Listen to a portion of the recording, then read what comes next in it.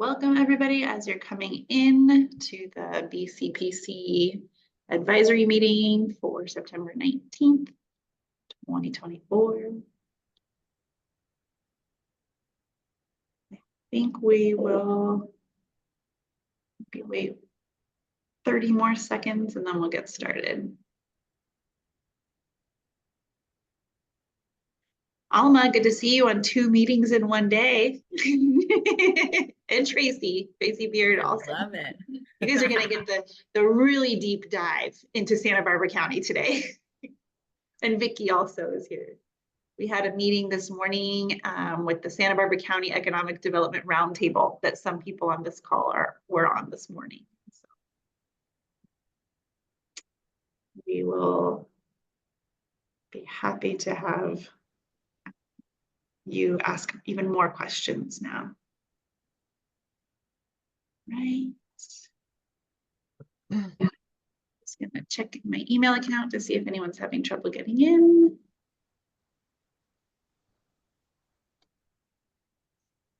And all right.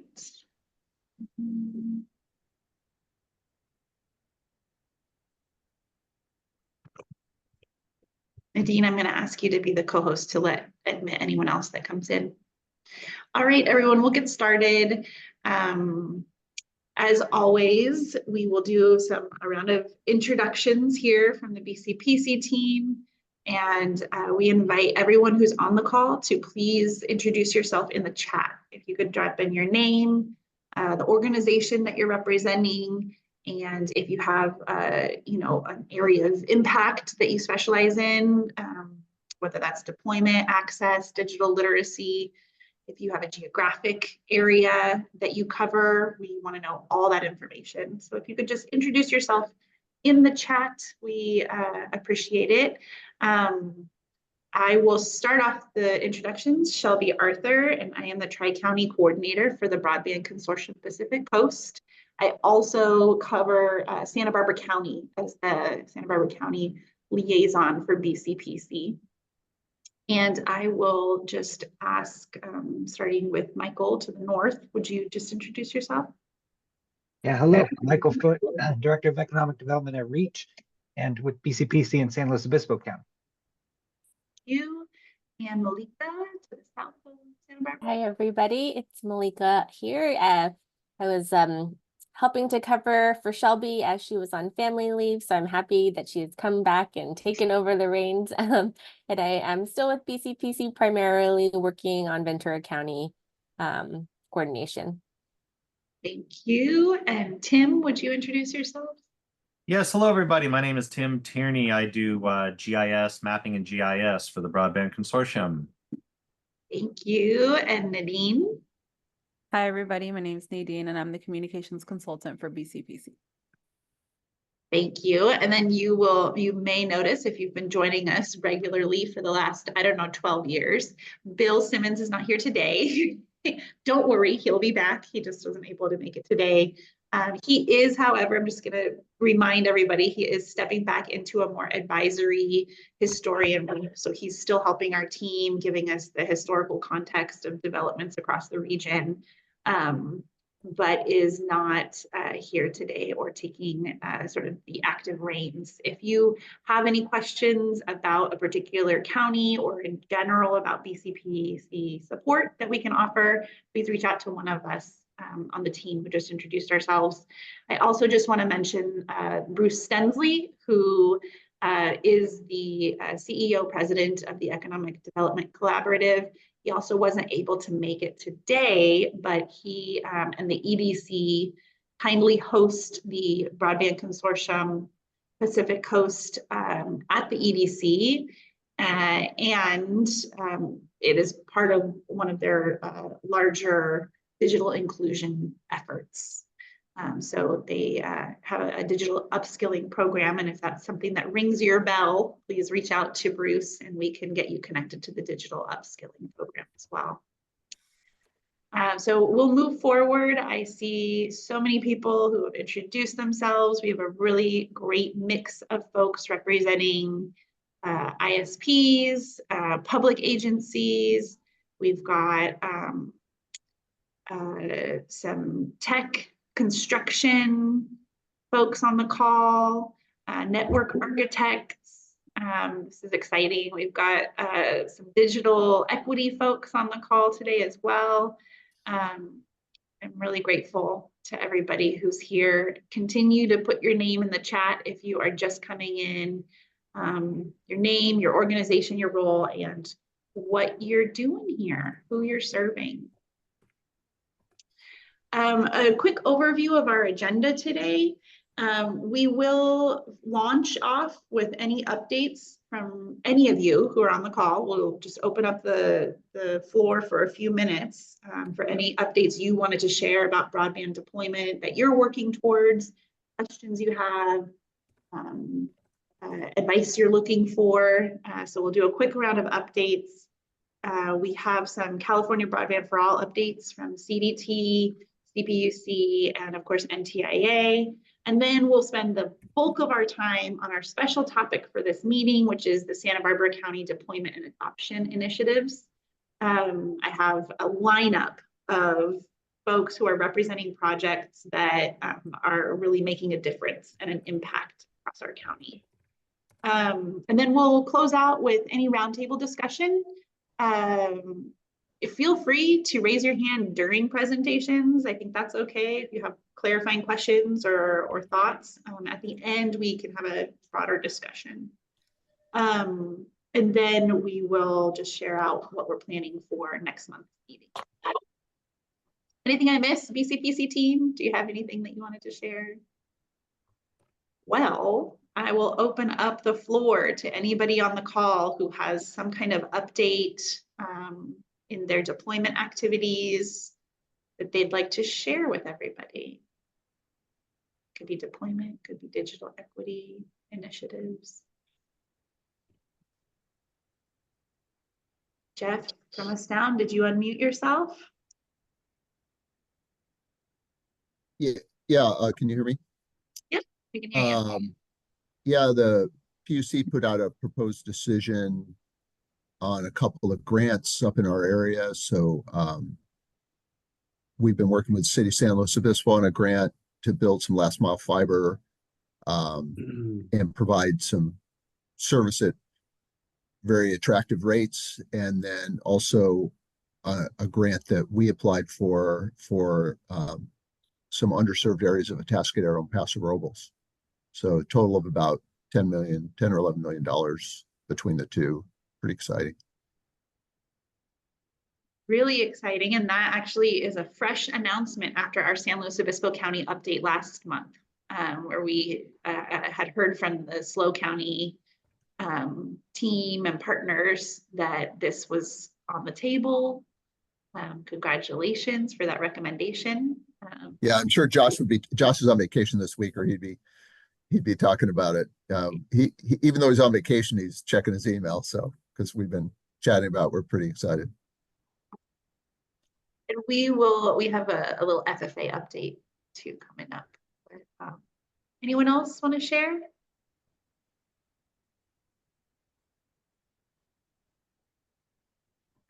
I can share along the lines of digital equity initiatives. Santa Barbara County, or the Santa Barbara Foundation, is working with the county social services on an access to technology pilot project that is coming to a wrap this month, and that is working with 5 member agencies or partner agencies throughout the region to offer digital literacy training and device distribution to seniors and adults with disabilities. Currently, the partners are Partners in Caring, Family Service Agency, Communify, American GI Forum, and Independent Living Resource Center.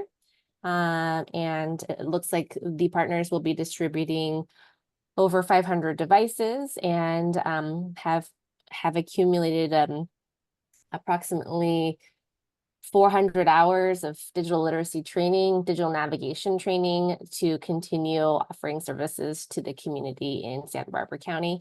and lower San Luis Obispo County for folks who need access as well. Thank you for that update on ATT. Any other updates that anyone would like to share? Jump in. This is Bill from County San Luis Obispo. I have a quick update. There are 2 SLO County applications going in for the NTIA competitive grants, one through GSCA, and that would provide opportunity for both devices and training for digital equity activities and support. There's also a California Workforce Development Association grant that the county's workforce development program is a part of. So they're a partner. There's a lead application being done by the statewide association. So just letting you know that those are in the mix, and we'll find out how things work out with that competitive grant process. Thank you for that update. I believe County of Santa Barbara is also part of the GSCA TIA group as well. Any other updates? I have one more update. Yes. Sorry, I don't know if you guys went over this at last month's meeting, but 3 jurisdictions in our region, the city of Santa Paula, city of Moore Park, and city of San Luis Obispo were selected by the California Emerging Technologies Fund to join a learning community that engages in best practices for local governments to increase digital equity and digital access in their communities. And those, I believe that's the 3 partners, and Shelby, correct me if I'm wrong, but those jurisdictions will participate in a learning committee for 18 months, a couple of learning sessions. They'll receive a grant to use however they would like to use within digital equity initiatives for their communities. But it's a great opportunity to learn with other stakeholders throughout the state and other local governments throughout the state as well. Thank you. And I don't remember if I believe we covered it last week, but or last month, but it's a great reminder, and we will send out the local government best practices checklist to everyone. We've sent it out. I'm sure you've received it from us before, but it's geared towards local governments and municipalities, but it's probably worth the brief 5 minutes that it would take to skim through for the rest of the people on this call, just so you know what CETF is recommending local governments really think about in terms of broadband deployment. I'm of the opinion that the more you know, the more you can work together, the more you can get done. So it may be worth your time to just check it out.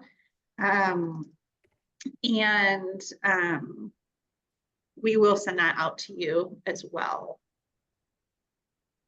Any other updates that anyone wants to share?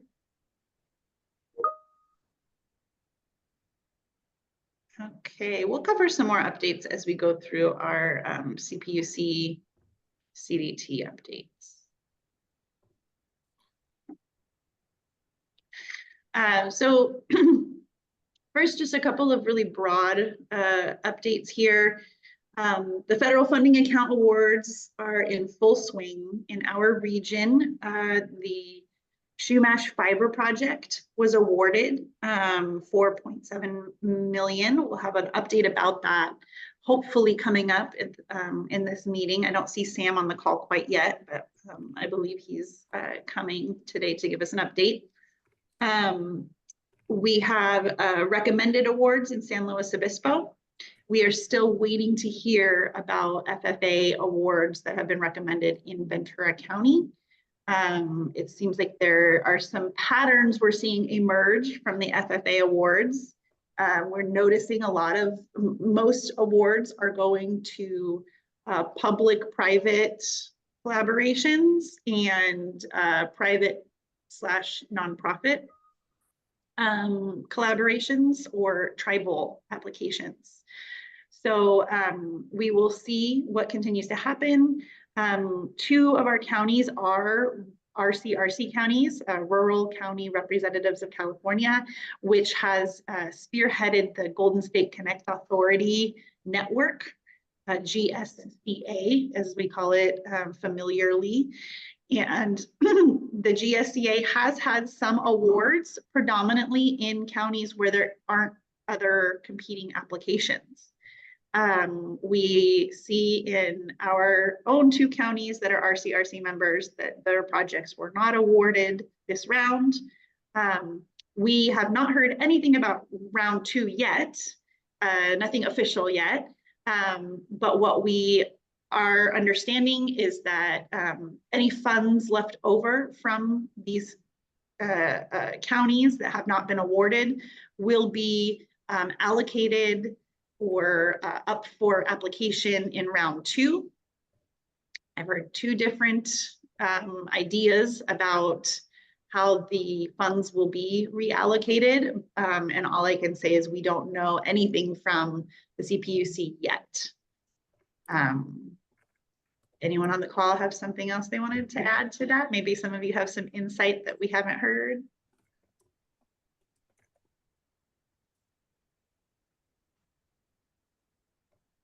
Nothing. Okay. I looked at all the faces that are showing and you don't seem like you're about to say something. So we'll move on. We don't have any big new updates from the California Middle Mile, but I did want to just share the screen just to take a look at it together to see if anyone noticed major changes that are causing you to pause in the Middle Mile network. I don't remember if we covered this at last month's meeting, but there have been a couple of tiny changes along the California Middle Mile in our region. I know in Santa Barbara County, they cut out the leg from the Shumash Reservation to connect along the 246 to the 101. And now it only connects to the FFA project that was approved at Camp 4 for the Shumash Fiber project. They also have changed a couple of, leases and construction, how it's getting done, right? And so that's changed a bit in our region. What we are noticing is that it's mostly still a black line, with the exception of this great big chunk in San Luis Obispo County, which is in the installation phase. Everything else that's in a black line is in the pre-construction phase. We did meet with the Middle Mile, one of the Middle Mile network representatives, just to ask some questions, and learned, I don't know, did we learn too much, team? Shout out if you have an update from your county that you learned anything brand new from the Middle Mile. One of the takeaways I had from that meeting was that they are not waiting to light up different segments until everything's ready. They'll be, as it's ready to connect, they will be able to connect it in across the different segments. So it's not like we're all waiting until December 2026 and then they turn it on. I'm sure most of you know this, but they will be lighting up sections of it as they become ready to connect and available. Malika or Michael or Tim, did you want to add anything to the Middle Mile? I think on the Middle Mile for Ventura County is just the, on again, off again route from 101 up to the 133 into Ojai. So at some points it'll be there, and some points that it won't be. So, and right now we don't see it on there. Yes, and this is the current map. This is what they have posted today. So it's the, from Ventura down up into Ojai along the 33. Yeah, and I was just going to make the exact same point. Some of these little things that they appear and then they disappear as they keep changing their mind back and forth. Going up the 33 and then the hook from St. Anne's Valley to the west that Shelby identified. Here.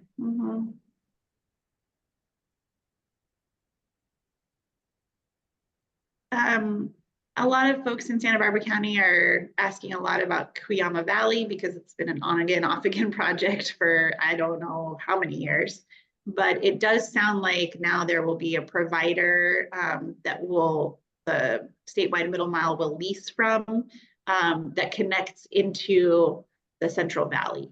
So rather than Caltrans building it, which was the statement, I don't know, earlier in the summer, late spring, and instead of it being one of the other local ISPs that have gone through the investigation process of determining if they would be the owner of the asset, it seems to now be connected to, and I think Fred Luna has the best update on this, it seems to be connected to the Central Valley Independent Network. Although our middle mile rep would not confirm that when we were sitting talking to her earlier this month. All right. I think for Low County, we were glad to see the Oceano to Guadalupe connection still in. That's been a little on and off. And then I think there's still a question mark of Cambria, which is Highway 1 up north. Looks like that's not necessarily planned. Yeah, that one would be really handy Yes. because I don't see how Cambria is going to get anything without it.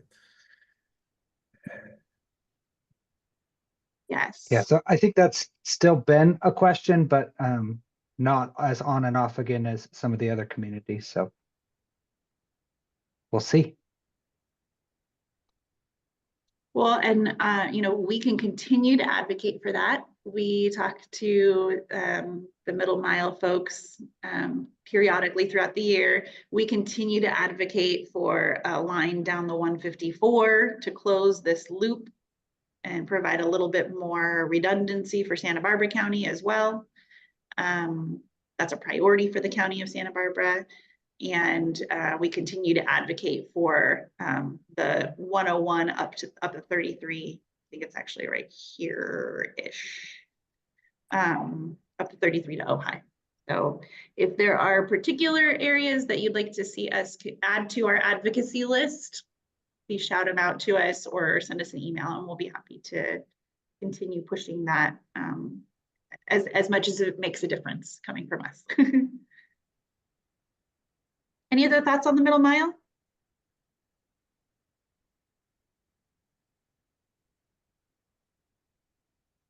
Okay, I'm gonna go back to my other screen here. Upcoming meetings that you may want to put on your calendar. You can find the links to these meetings. They're public meetings. You can find the links to them on the their websites. We also plug these into our newsletter, so you generally can find these links in our newsletter. If you're not subscribing to our newsletter, drop your name in the chat and say newsletter, and Nadine will make sure you get added into it. This month there is a middle mile broadband initiative meeting tomorrow at 10 o'clock. Providing some updates. There's also an NTIA Digital Equity Native Entity Capacity Application webinar. If you remember, the NTIA Digital Equity Competitive Grant is due on Monday, September 23rd. The application for the set aside for Native entities is due in October, late October. So they're having an application webinar on the 26th of September, if anyone's interested. In October, you'll find the California Broadband Council meeting, CBC meeting, that gives a lot of great updates around digital equity initiatives, the statewide digital equity plan. CPUC gives an update. So that CBC meeting really is where the road show happens, and everybody who's connected to some piece of the digital equity movement in California will present their update. So that's the 22nd. CPUC's voting meeting for the San Luis Obispo County FFA Award will be on October 17th. And another Middle Mile Advisory Council meeting, so not the MMBI, but the Advisory Council, where the public officials ask the really hard questions of the folks who are doing the engineering work and the network design and the spokespeople at CDP.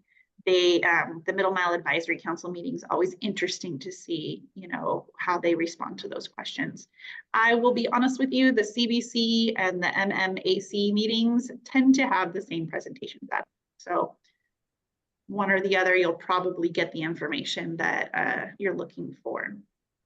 Any other meetings that anyone wanted to announce? Feel free to drop them in the chat so that we have your information up here as well.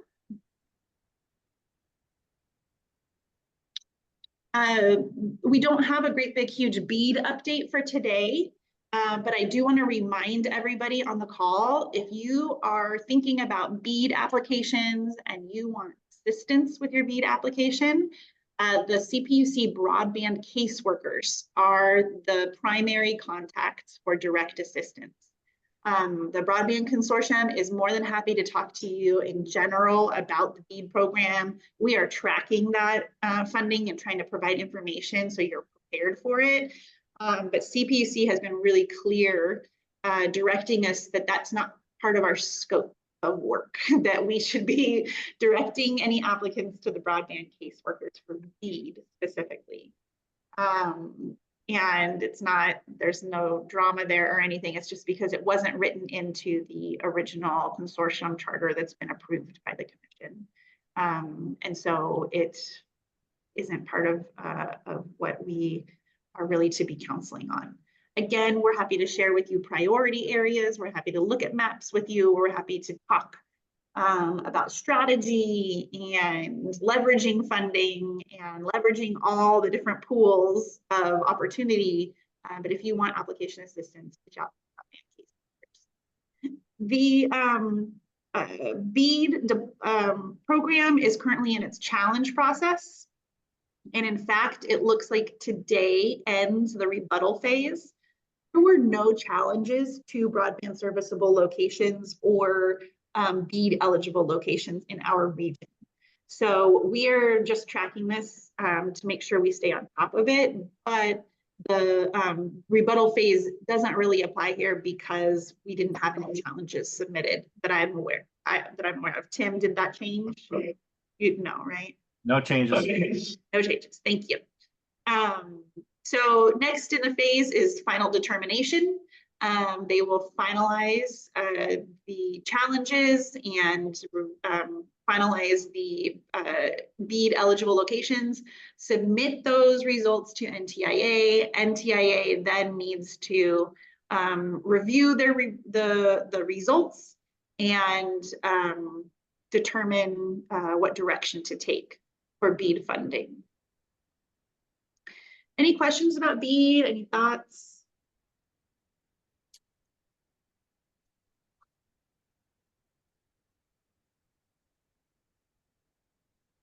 Okay. So digital equity update. I'll just share out the NTIA Digital Equity Competitive Grant. This is a pool of money, $5 million to $12 million per application. You could go below or above, but you have to do a whole justification. It's due on Monday, September 23rd. I put down the applications I was aware of. I would say we also should add this Workforce Development Association application, the free information bill. But basically what this shows is that there are a lot of applications that will benefit our region if any of them are selected. This is a federally competitive program. We don't really know where they're leaning yet in terms of who they're going to be awarding funds. But it looks like we're pretty well covered by large organizations, smaller organizations, regional applications, statewide applications. We didn't discourage, but we did sort of say single county applications are probably not useful because we do know that they're looking more at the regional collaboration and multi-partner applications.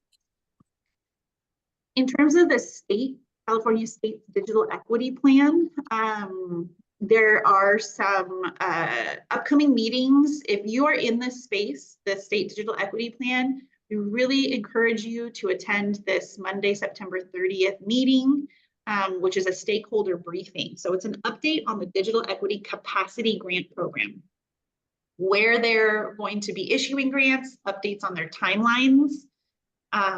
As of right now, we're looking at first quarter of 2025 to be a time when they define and open up funding applications to the California Connected Core, California Connected Core. I can't remember if it's got the ED at the end, but that group is really anyone in the state who's digital inclusion practitioners, right? Who are doing digital literacy work, outreach for adoption, technical support, device distribution.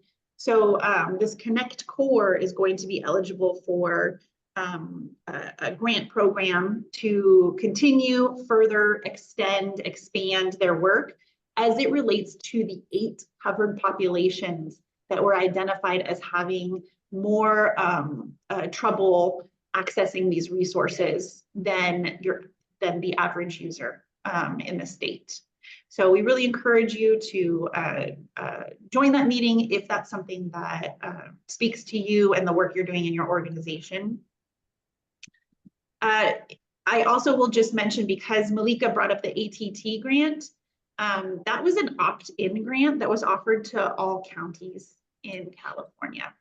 And this statewide digital equity plan did specifically name ATT as an opportunity they want to continue to invest in. So that grant may or may not be replenished at a future date, but it is something that is on the radar in the statewide digital equity plan, along with the libraries, connecting libraries grants.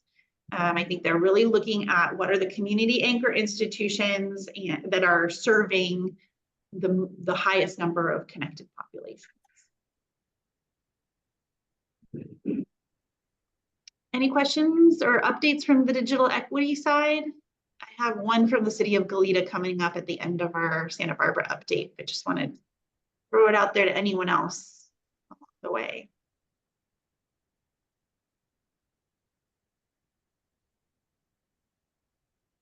Nope. Anybody? Okay. All right, I'm gonna move forward to our special topic, Santa Barbara County. I am very grateful to the list of participants for today's meeting. I am sure that it's nice to hear other voices besides mine.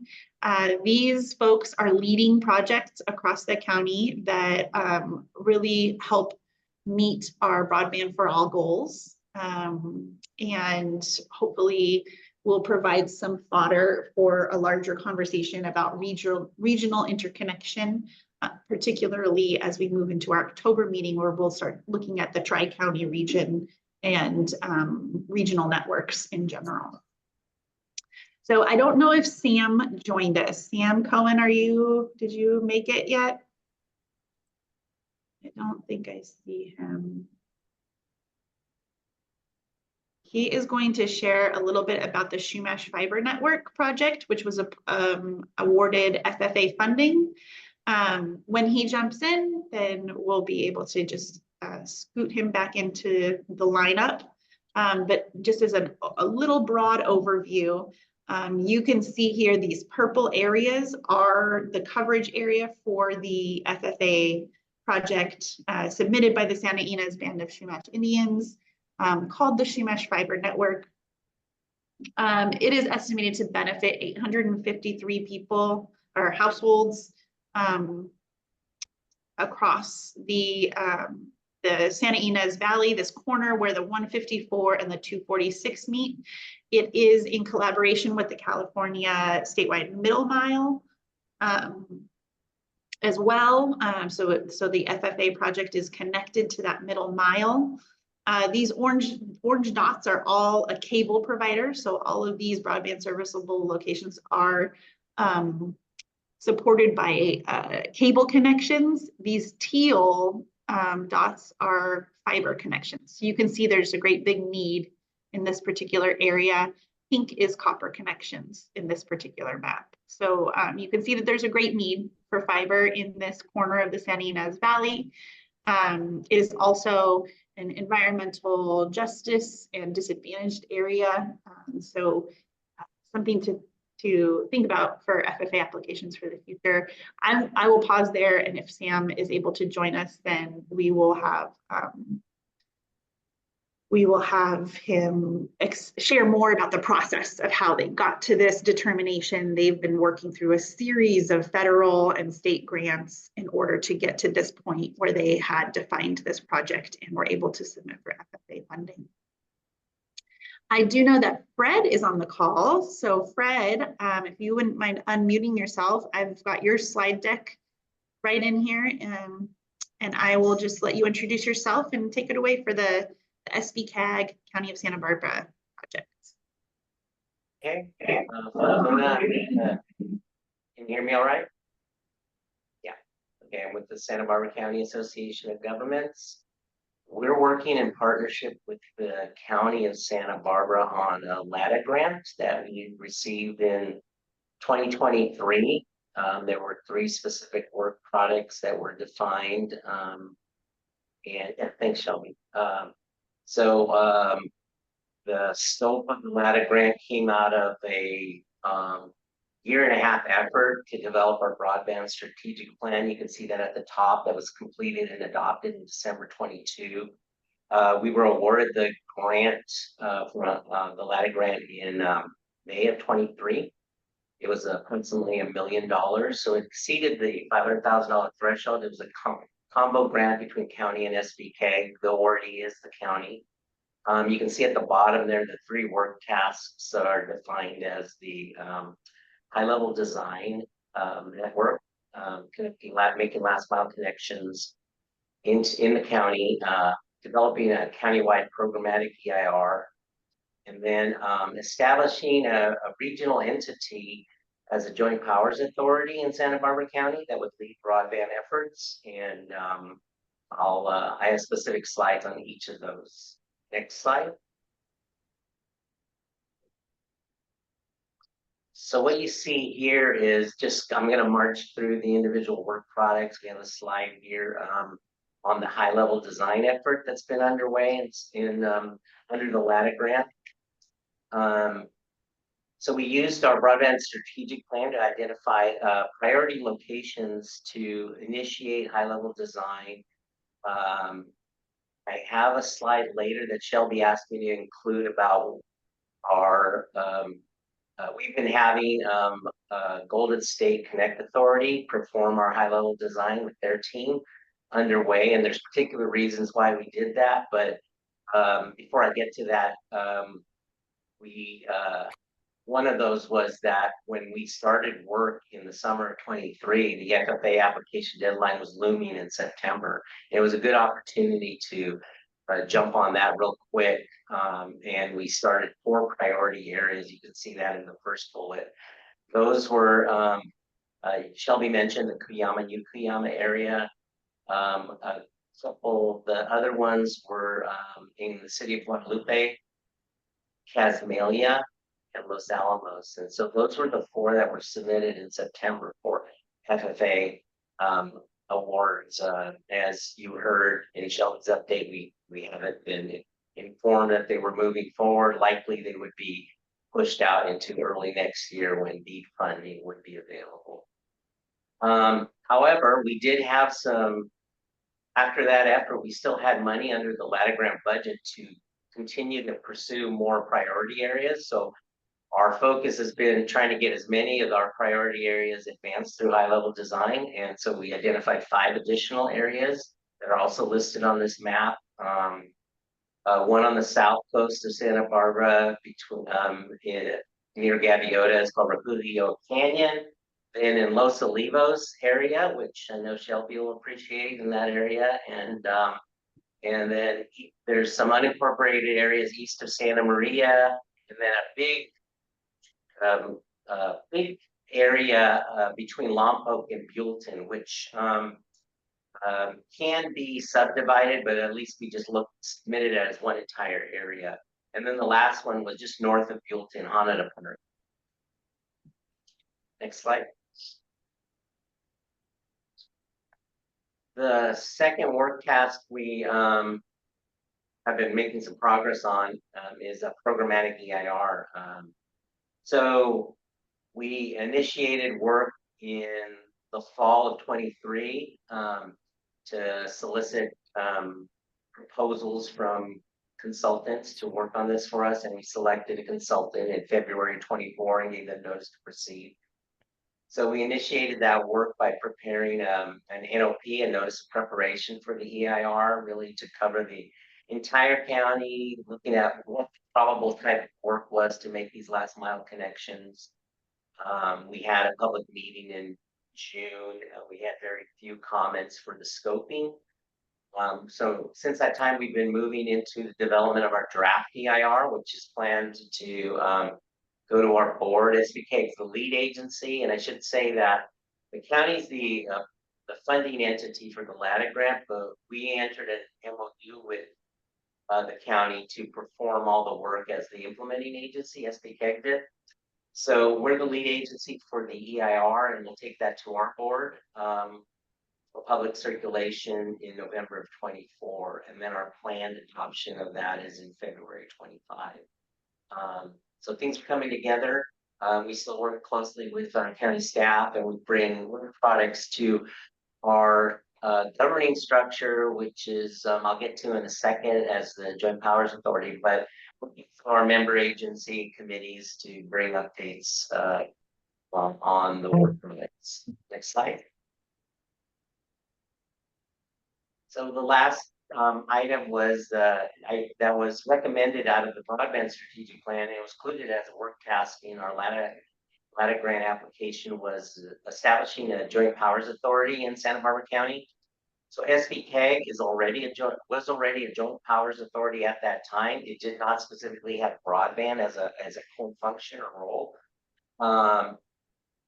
What we did was in October of 23, we worked with our county council to prepare a number of different options that would include establishing a new JPA, expanding on SBK's role, and as a JPA with our member agencies. And so our board approved at that time moving forward with at least developing an amendment to our JPA that would establish SBK as the regional joint powers authority for broadband in Santa Barbara County. That amendment was developed and coordinated by our council. At one time, the LADA grant anticipated the use of maybe outside counsel. Perhaps it could be more problematic or difficult to get through that process, but it actually occurred fairly smoothly. There was a lot of support for SBK being the Joint Powers Authority for broadband, and so that circulated among our member agencies for approval, and was finally adopted in July of 24. And that work task is now complete, and we can report that to the CPUC. There were some cost savings there, so we're also working on an amendment to leverage some of those additional cost savings to additional high-level design work. Next slide. So this is, I think, my last slide. Shelby just wanted me to talk about how we established our relationship with the Golden State Connect Authority for the high-level design. Part of it was the timeline that was established. We were, as I mentioned before, we were looking at getting our award, which was delayed a bit more than some people got their LADA grants, because we were working through the joint SDK and county approach for the $1 million. So we didn't get an approval award until May. The FFA applications were due in September. There was an opportunity to work with the Golden State Connect Authority. Their turnaround times and their availability was promising, and we were able to get an MOU between the county and SBK to share the work, and then an MOU between SBK and the Golden State Connect Authority approved in July, and have them submit the applications in September. So it was a quick turnaround, and those were submitted. That was what we called phase 1, and I mentioned previously were the first 4 areas that we focused in on. We've since completed the 5 additional areas, and with the budget modifications that we're seeking from CPC, we're looking to do an additional tranche of design in Santa Barbara County. So we really have 3 different phases we're looking at, trying to build up our stockpile of design so that when middle mile comes in, we're ready to go and funding opportunities are available. So you can see our plan is that we would complete all that still within the deadline of May 2025 when the grant expires. And I'm happy to take any questions. I think that was it.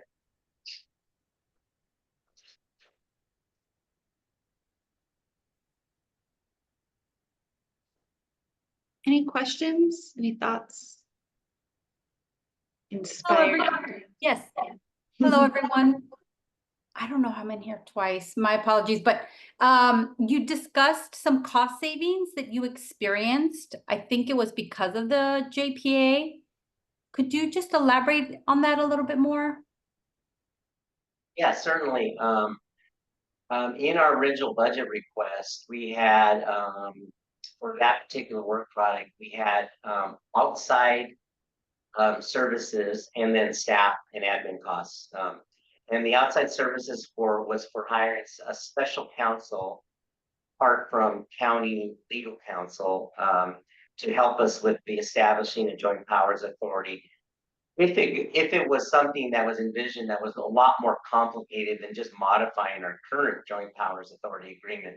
That being said, the board thought, why not just have SBK be the joint powers authority for broadband? And a additional paragraph was just added to our joint powers authority agreement, and that was approved by all our member agencies. And we didn't have to hire outside legal counsel, and so we've been able, or we're looking to, we already had a communications with CPUC staff on what it would take to move that. They're amenable to that, and we just need to submit the paperwork to have them approve that.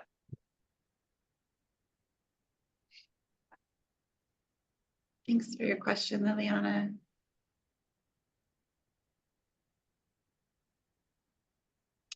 Anyone else? Any questions for Fred? We can loop back around to this also in the roundtable discussion at the end.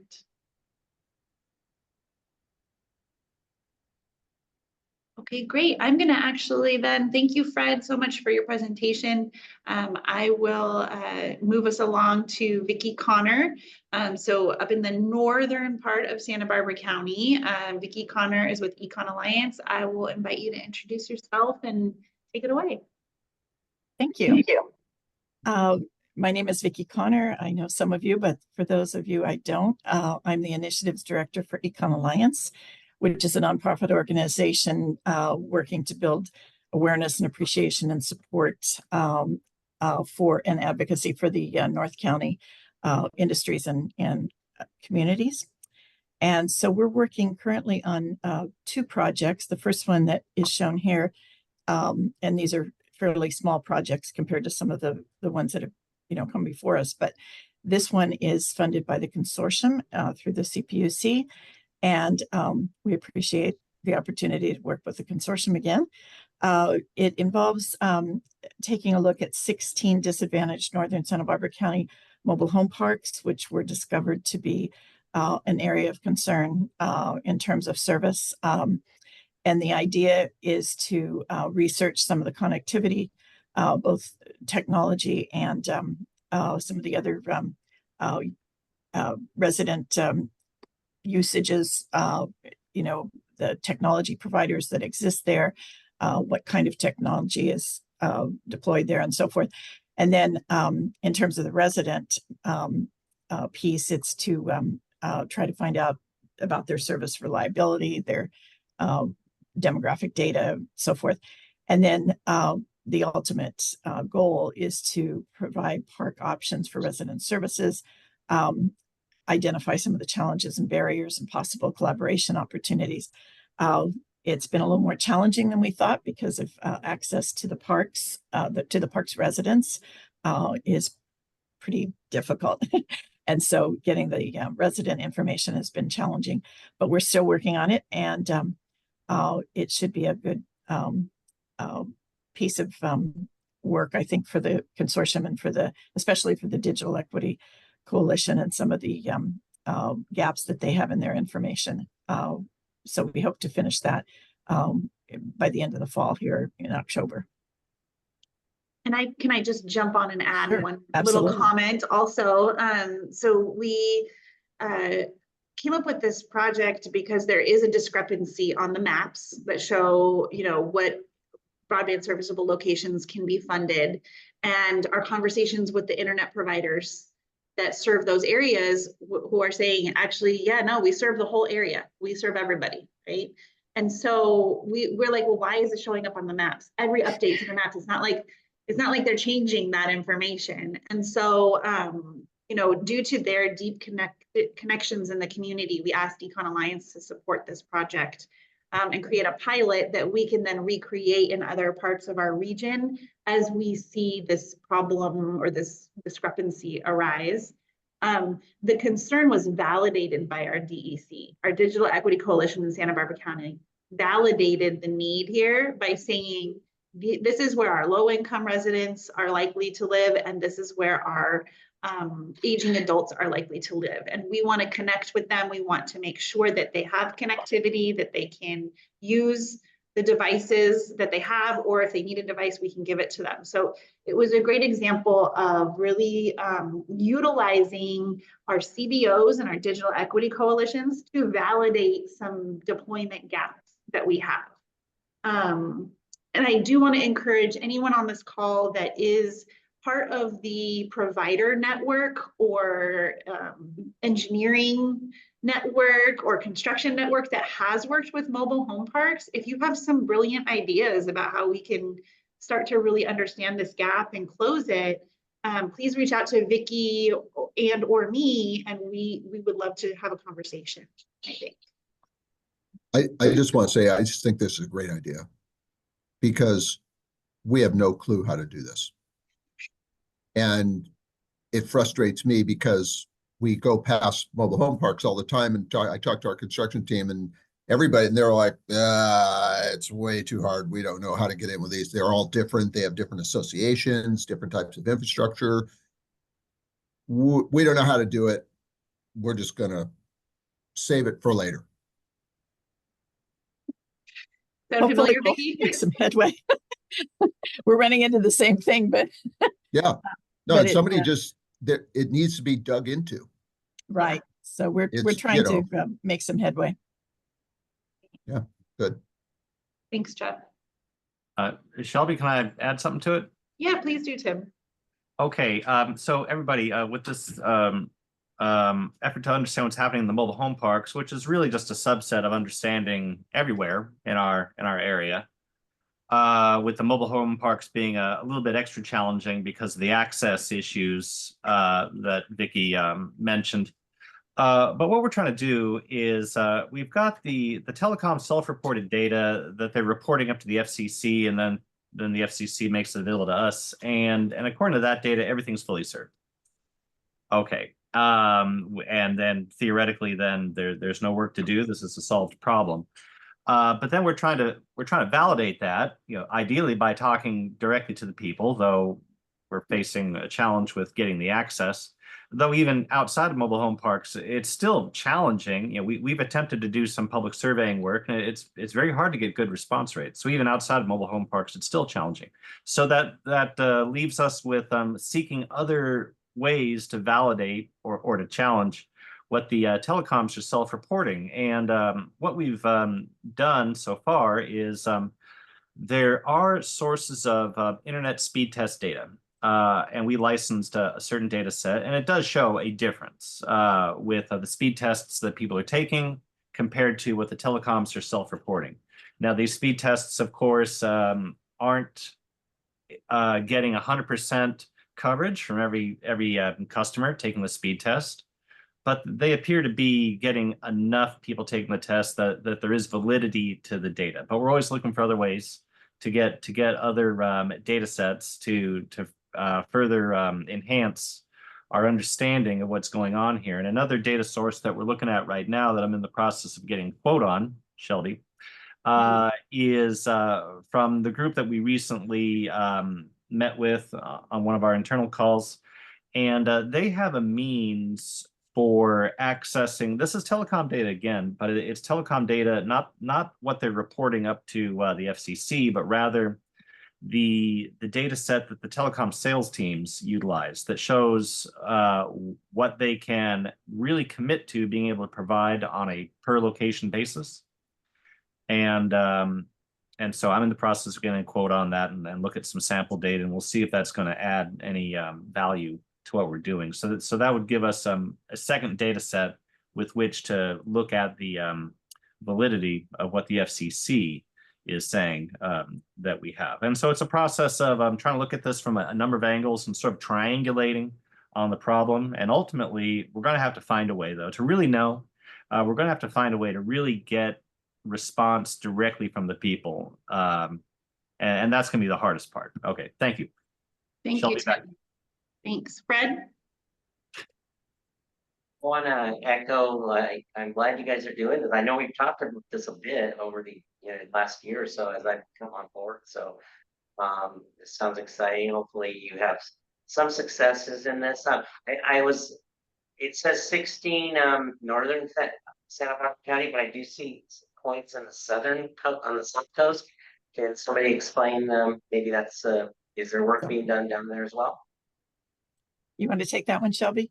I will take this one. So we actually asked Econ Alliance to design a pilot project for us. Rather than just go full speed ahead with all of the locations, all the mobile home parks, we asked them, to take the mobile home parks that are in their coverage area, which is Northern County, and to develop a process, identify what resources we need, what's missing, what are the challenges and barriers, so that we can then replicate it once we've got a project design that is within our scope and within our budget to move forward with. Once we've got it settled, I believe we'll be looking for partners that are already part of the community in those areas that can do the work of outreach in the mobile home parks. Another thing we did, we chose 16. You'll see there's more than 16 in North County here. What we did is we looked at which mobile home parks were in census blocks that have been designated as disadvantaged.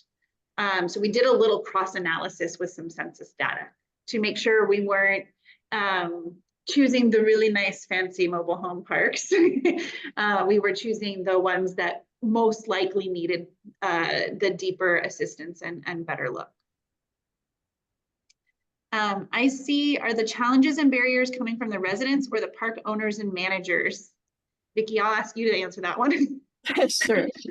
Actually, the problem is that we can't get to the residents. We initially started with the mobile home park managers, and we were a little bit surprised because we we may still be able to work through this, but they now seem to all pretty much have a policy, and of course some of them are locally owned. Fewer and fewer, I think. A lot of them are owned by corporations now that are out of the area and so forth, and they have a local manager, but they're not owned locally. And they all seem to have the same policy of absolutely nobody wandering through their parks, knocking on doors or And they, of course, won't give us their list of residents or anything. So that was a little bit of a surprise to us because we thought that, you know, we're nice people, we're doing a good project, we're actually trying to help their residents.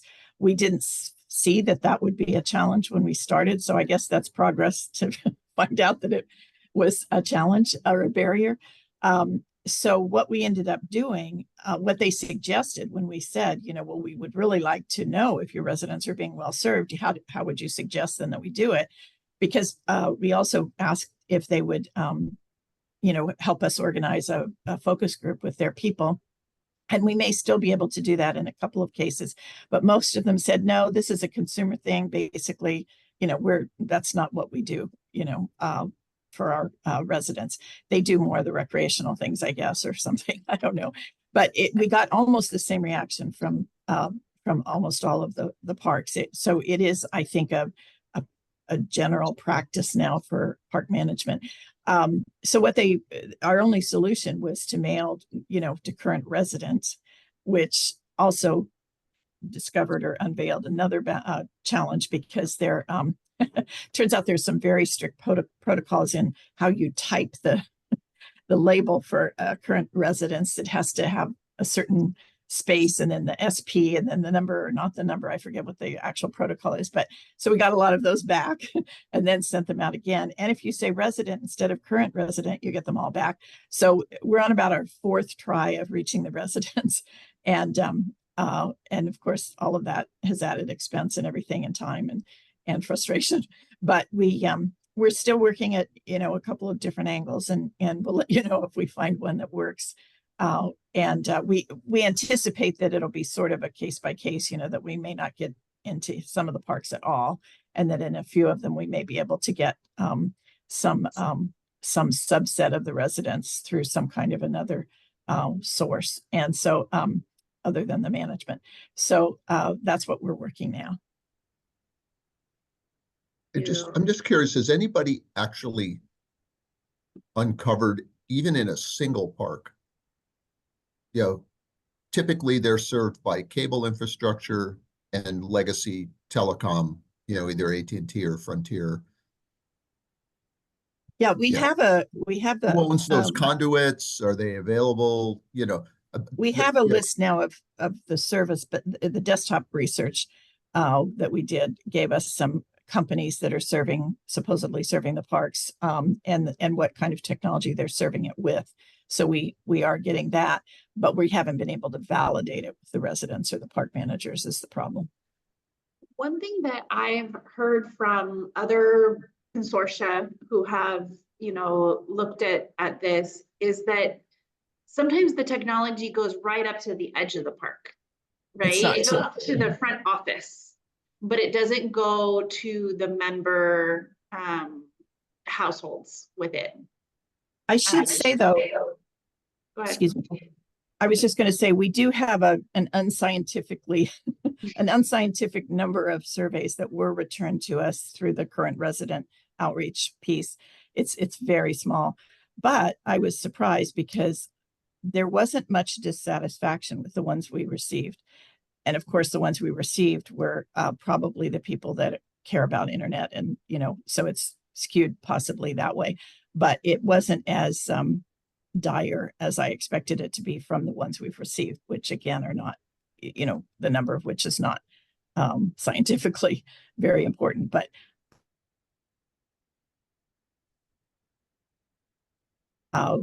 just as a data point. And most of the people that responded to the survey, the small number of people that responded, don't seem to be that unhappy with it, what they have. So that was, but it's such a small number of people that I don't think we can draw very good conclusions from it yet. I want to make sure you have time to move to the other project that Econ Alliance is doing, so we can run back around to this later.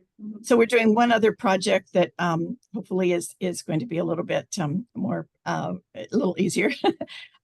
Maybe not. This one is a bank funded project that it's sort of a follow-on to some of the work that some of you know that we did in terms of the grant work that the grant that we received from the cooperation with the Shumash. We were co-applicants for an economic development administration grant a few years ago to design a North County fiber ring, and we identified, the most viable routes and so forth, and costed them out and so forth. And so as a follow-on to that, and that sort of coincided with the state's middle mile network design, we were every month trying to change our design to take into consideration what they were doing and so forth. But obviously in any network design that's out there, there are pretty huge gaps of service areas. I mean, of middle mile areas that are not being, or areas that are not being served by the middle mile. And so what we proposed to this, for this small bank grant, was just to identify some of those areas and see if there were alternative solutions, either short-term, like in areas where maybe in phase 2 or maybe in 10 years, they'll figure out, how to reach them. But the idea would be to identify whether there are any alternatives. Obviously, satellite is an alternative for some of them. Some of the other, we want to see what they have available that might be an alternative. So I'm not the technology expert, so don't quote me on what those options might be. That's the purpose of the study. So hopefully I'll be more knowledgeable when this is over as well. But the purpose was just to try to help some of these communities that probably are not robust enough to get fiber from either public or private sources, and yet they still need it badly. And there is some overlap with some of the other areas that we talked about, priority areas, SBCAG and so forth, but some of the other areas that we had identified are not in those areas too. So great. And maybe there would be a way to share that information with SBCAG as they're absolutely. evaluating additional high-level design work that they can cover, right? The whole point is for us to all, share this information. Yeah, thank you. And we'll loop back around. I want to make sure that we provide all the speakers an opportunity to share. So I do want to move on to Jeff Marichek at City of Santa Maria, just to talk a little bit about the next phase that they've been working on. Jeff? Right. Thank you, Shelby. So I'm Jeff Marichek. I'm the Chief Information Officer for the City of Santa Maria. And the preceding discussion really highlights the last 5 or 10 years of my life in terms of trying to establish internet connectivity. I've been a Chief Information Officer here for about 5 years, 5.5 years. In my former role, I was the Chief Information Officer in a county in Virginia, and sometimes I feel like one of those cars that goes driving along, toy cars that goes driving along the ground, and then it hits a wall, and then it turns, and then it goes another direction, and it hits another wall and goes in another direction. Sometimes that's what it feels like with some of these projects. So since I've been here, one of the walls that I've hit, and you've the preceding discussions kind of hit on it as well, was when we look at the FCC maps several years ago, you would look at Santa Maria, and Santa Maria was, according to those maps, fully served. And so when we tried to apply for a grant, we were never successful at it. The CPUC maps then came out, and they were a little bit more detailed, and they did show pockets of unserved and underserved areas within Santa Maria. But interestingly enough, it was very difficult for me to find a provider to partner with in order to apply for a grant to get those areas served. I'm not quite sure why that was. We have several different providers here in Santa Maria, and I have a feeling that it had more to do with kind of a cost-benefit analysis. It's one thing to build the network to an area, but if nobody's going to subscribe, then it doesn't work out financially for the organizations. That's kind of a supposition on my part.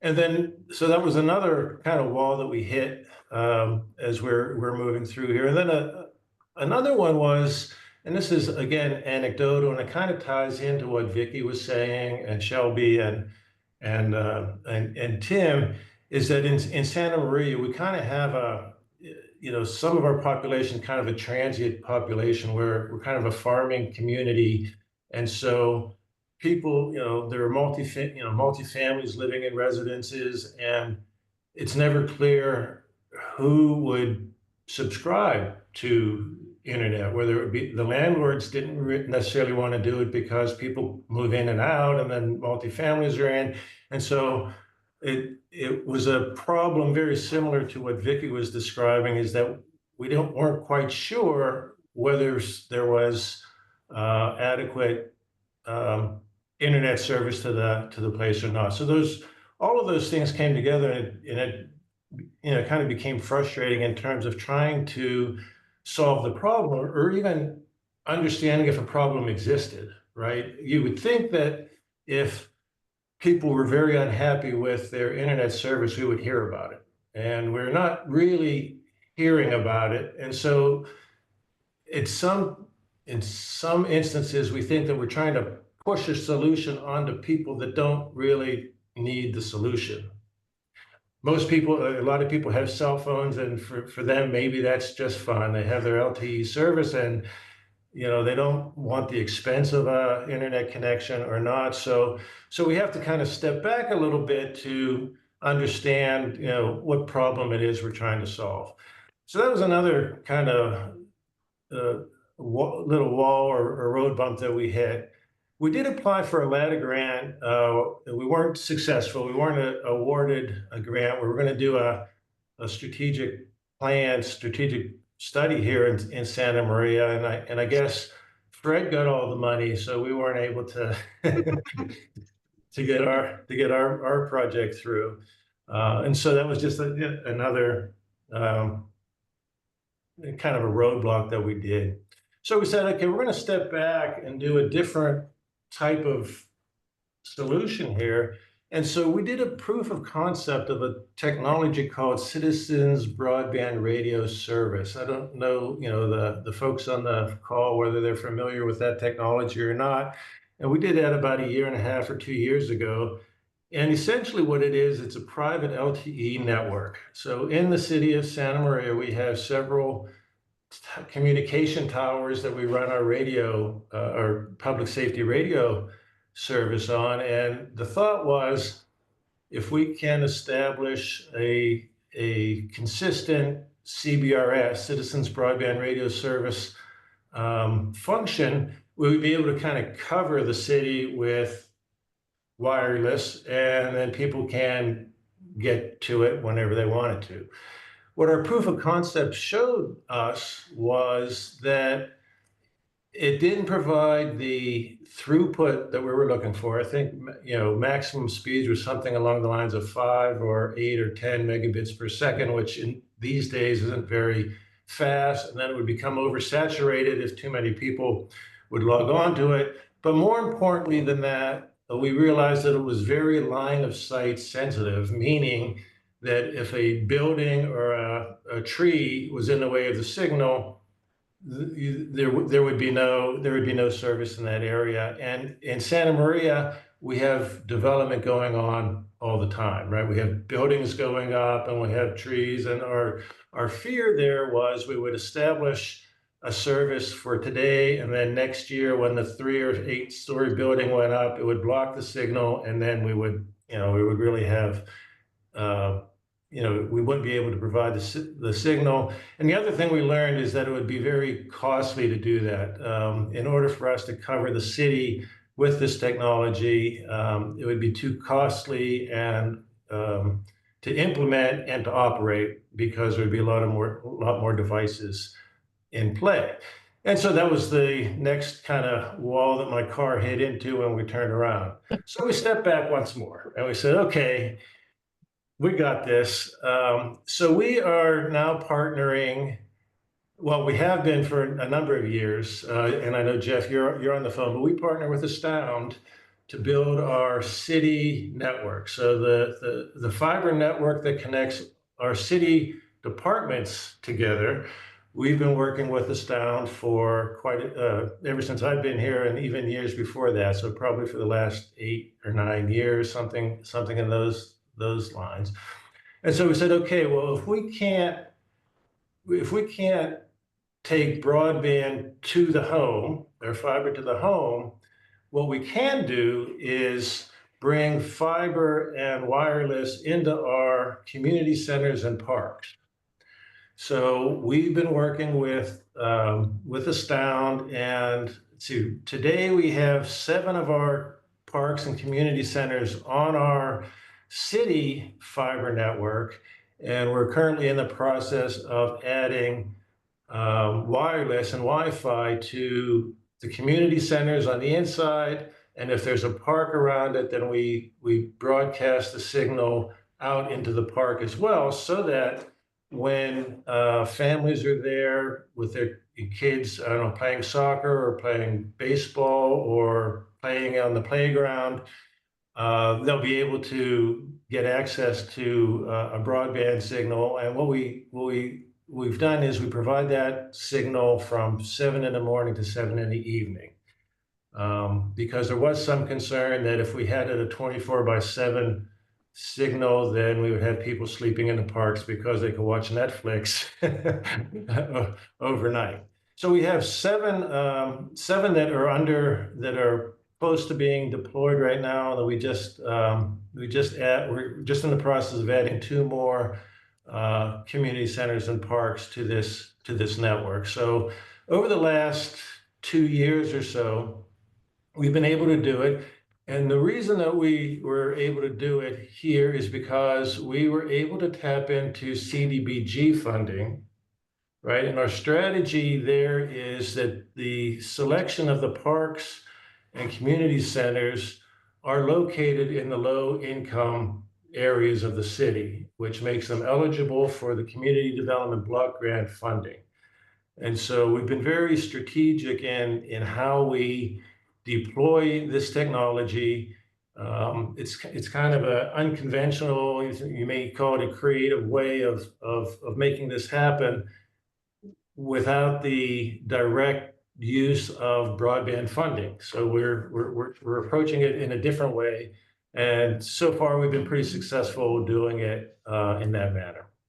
So that's kind of the approach we're taking, and over the course of the next couple of years, we intend to just keep expanding out that strategy. It again, it doesn't bring broadband into anybody's home for a lot of those reasons that that was in the previous discussion. We're not even sure where to aim, I guess, if we were going to put broadband into homes. So our approach is, as a city, we provide it. It's free. It's free when people are in our facilities, and we intend to continue to build out that strategy. And then, just as a side note, in addition to that, I know our library is holding the technology education sessions to teach people how to use the technology as well. So that's our story. We are kind of like a bulldog with a bone. We want to get this thing done, and we keep trying different avenues. And I think we found this compromise way of getting broadband to our residents, as I said, in a slightly unconventional but creative way. If anybody has any questions, I'm certainly here to answer them. Yeah, I'm curious about, it's my understanding, I mean, Frontier's telling everybody they're going to build out fiber to every home in Santa Maria. Yeah. Now, I hear anecdotally from folks who live there that, yeah, they're building it on this street and that street and whatever, but obviously they have to apply for encroachment permits to the city of Santa Maria. I'm just curious how much of the city of Santa Maria has Frontier built fiber to the home. Because they're publicly saying they're doing it. They're going to do it everywhere. Yeah. And yeah, Jeff, that's a good point. I did attend a meeting with the Frontier rep probably 3 or 4 months ago, who said exactly what you said, that they have an initiative to build out their fiber infrastructure here. Our public works and community development directors were also in the meeting to talk about streamlining the permitting process and those kinds of things. I'm not up to speed on exactly how far they've built that out, Jeff. I could talk to our permitting people to see how many permits may have been pulled by Frontier on that, but they did say that they were going to have a big initiative here in Santa Maria for that.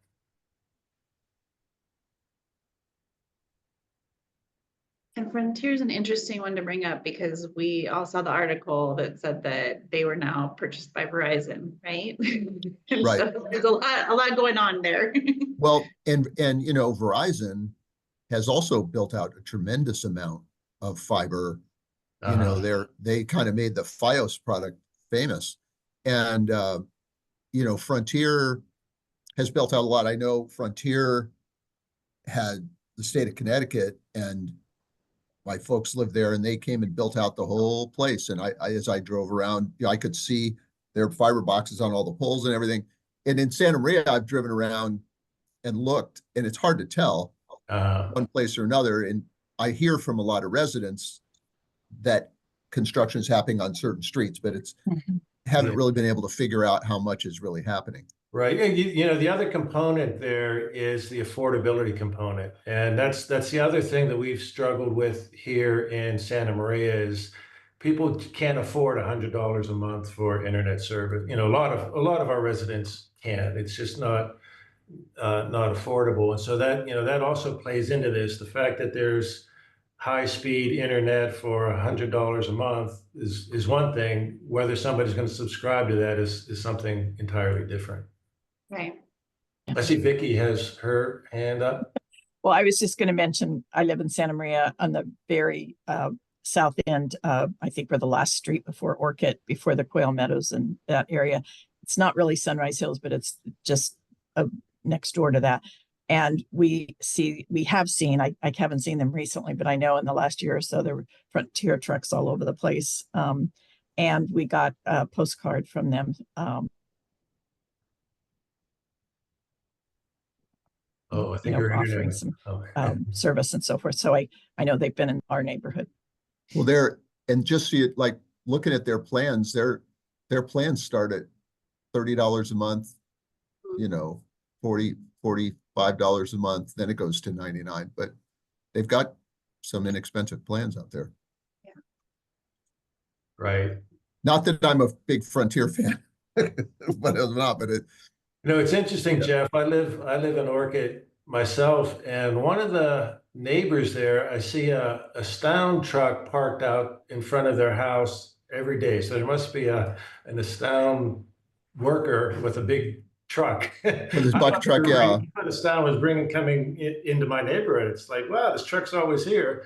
But I think Michael, our two splicers, Michael and Carlos, both live in Santa Maria. But frankly, just be brutally honest, one of the reasons we have not really looked at building residential in Santa Barbara County is because Frontier has said they're going to do it all.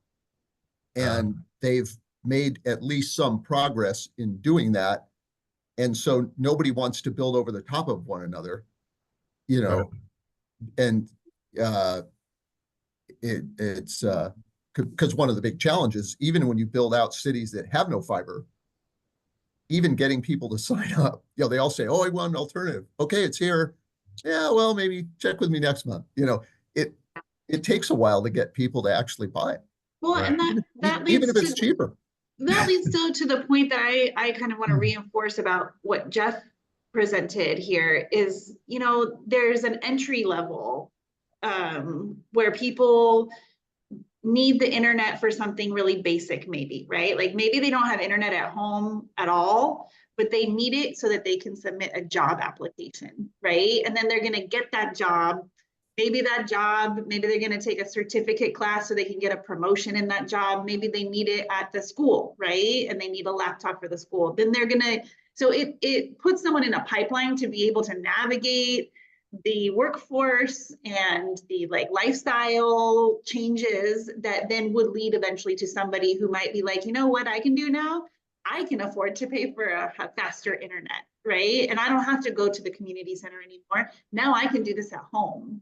I don't have to leave, right? I don't have to watch my Netflix at the park. I can watch them on my couch. So whatever it is, like it does provide that service where you are supporting folks to enter the pipeline of self, actualization eventually, where they are able to then just determine, if that's one of the priorities of their budget. It was So- interesting. Thank you. Go ahead, Vicki. We have about 4 minutes left.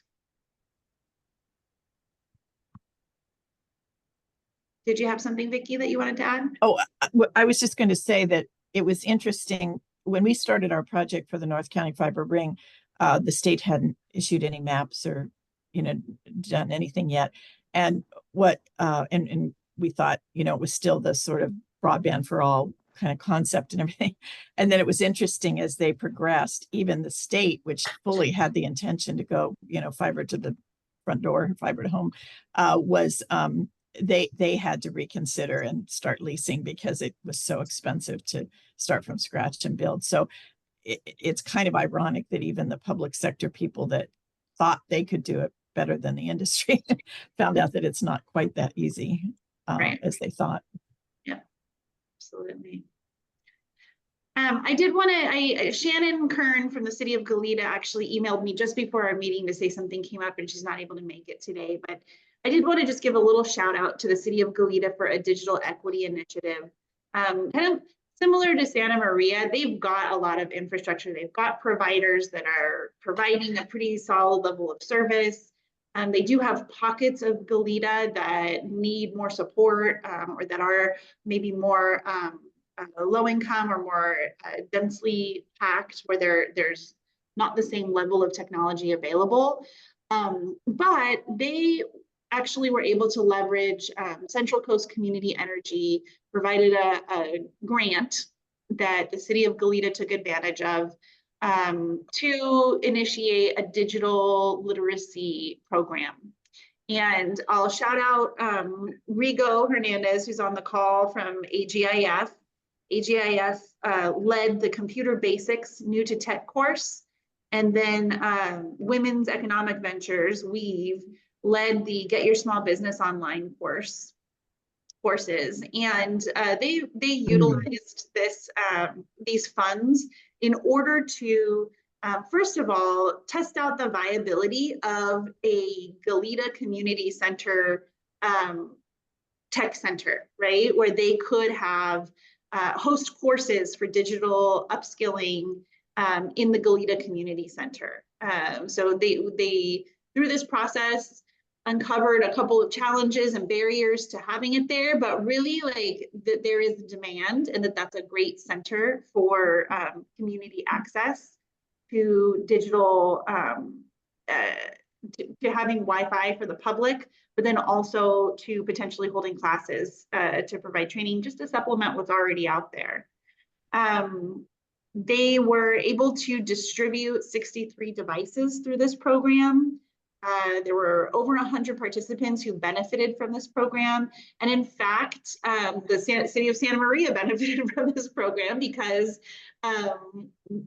we held 2 courses at the Goleta Community Center, 2 at the Housing Authority of Santa Barbara communities. But then we also worked with AGIF because they were providing the instructors to offer 2 of the courses at the City of Goleta's approval in Santa Maria at the AGIF office. So it was a great example of collaboration and regional collaboration. You know, there are some commuters that go between Goleta and Santa Maria. So we determined that is a workforce investment for the City of Goleta to also provide the support across the county. And just a little gratitude to the EDC program and Malika, who oversaw this, utilizing their digital upskilling training. And so if she was here, she would talk a little bit more in depth about this program. But I will leave it there. And if you have questions about it, we can connect you to how you can get that upskilling curriculum for free, actually, in your communities.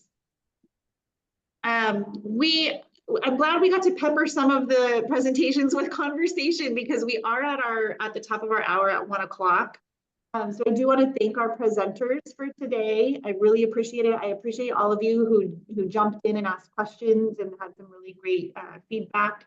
I'll stick around for another 5 minutes if anyone wants to continue the conversation.